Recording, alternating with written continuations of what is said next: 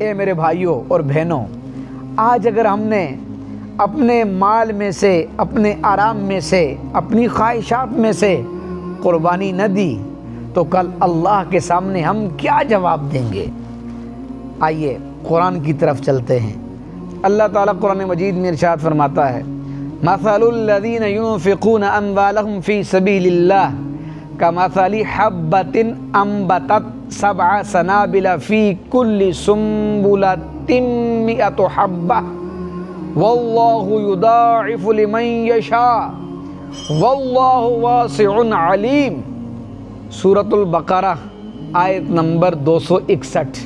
جو لوگ اللہ کی راہ میں خرچ کرتے ہیں ان کی مثال اس دانے کی سی ہے جو 7 بالیاں اگاتا ہے اور ہر بالی میں 100 دانے ہوتے ہیں، یعنی ایک دیا ہوا روپیہ 700 گنا بڑھ کر تمہارے نامہ اعمال میں لکھا جاتا ہے۔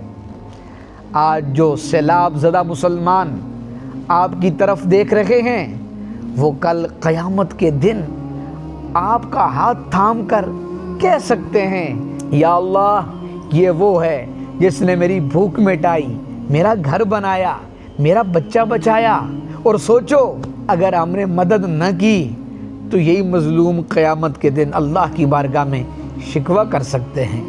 تو آئیے اپنے دل کو نرم کریں، اپنے ہاتھ کھولیں اور اپنے مال کو اللہ کی راہ میں لگائیں، کیونکہ آج کسی مسلمان کا سہارا بننا کل عرش الہی کا سایہ حاصل کرنے کا سبب ہے۔